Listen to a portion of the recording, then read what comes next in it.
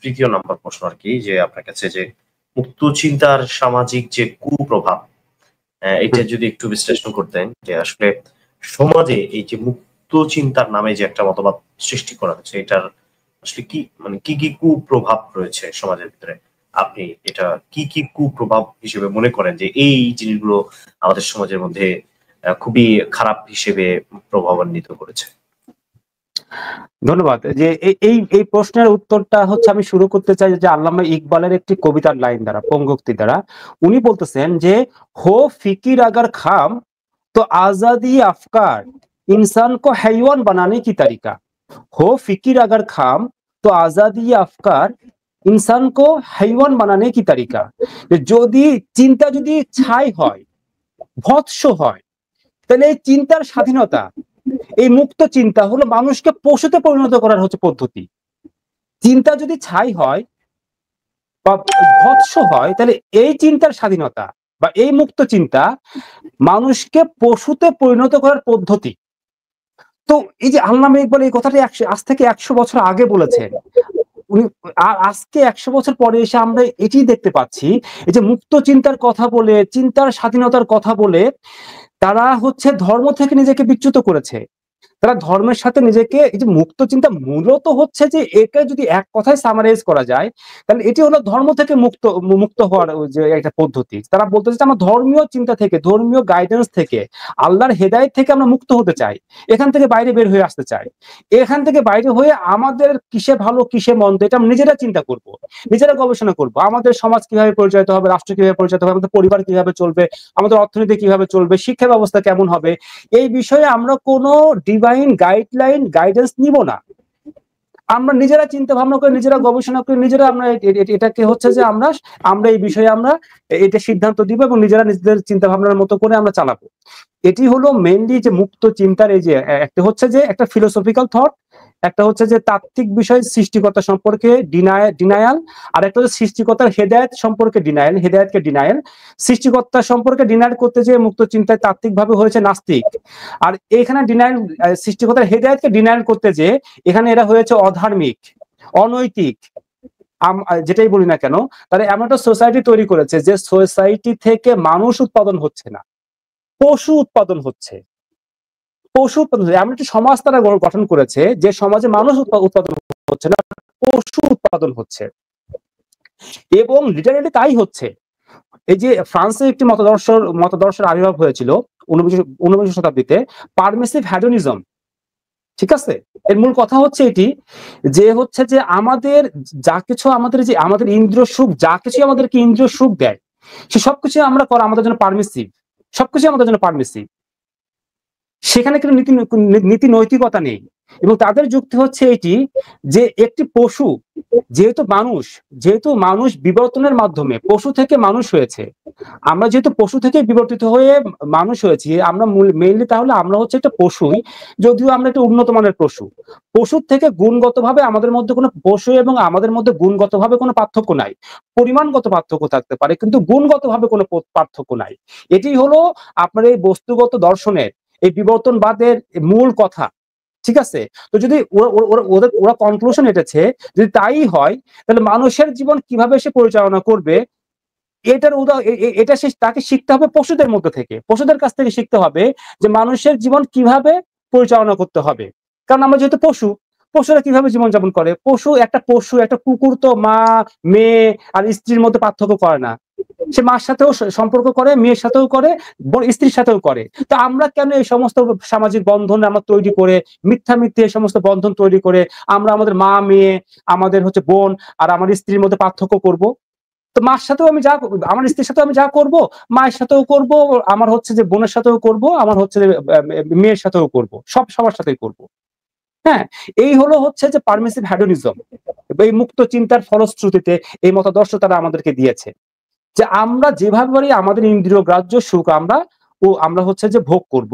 হ্যাঁ, তারা একটা শর্ত দিয়েছে, তারা একটা শর্ত দেয়। সেই শর্তটা হচ্ছে যে আপনার যতক্ষণ না আমার এই ইন্দ্রিয় গ্রাহ্য সুখের যে অ্যাক্টিভিটিস অন্য কারো ফিজিক্যাল ক্ষতির কারণ না হয়।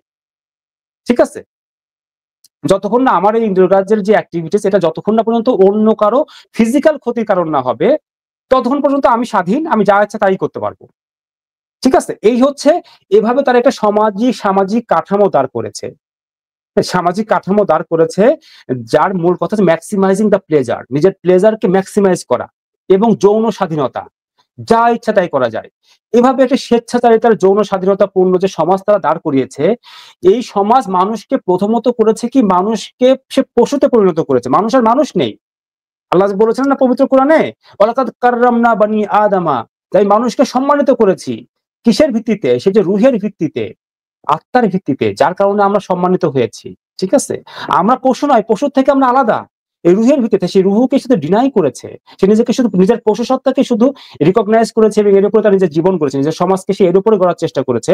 তখন সে প্রথম কুফল, এই মুক্ত চিন্তার প্রথম কুফল হচ্ছে সে মানুষকে পশুতে পরিণত করেছে। মানুষের মানুষ নাই।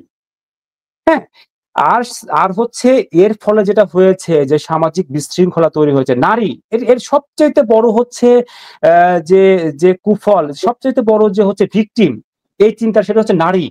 নারীর কাছ থেকে সমাজ কেড়ে নেওয়া হয়েছে, তার পরিবার কেড়ে নেওয়া হয়েছে, তার সন্তান কেড়ে নেওয়া হয়েছে। সে আর বিয়ে করে না, তার কাছে সন্তান নাই, তার স্বামী নেই, বয়ফ্রেন্ড আছে। হ্যাঁ, বয়ফ্রেন্ড কয়েকদিন পরে তার যখন প্লেজার যখন পরিপূর্ণভাবে পূরণ হয়ে যায়, তার বয়ফ্রেন্ড তাকে ছেড়ে চলে যায়, স্বামীর সাথে থাকতে পারছে, ডিভোর্স হয়ে যায়, তার সন্তান নেই, তার ফ্যামিলি নেই, সে ফ্যামিলি ছাড়া হয়ে গেছে।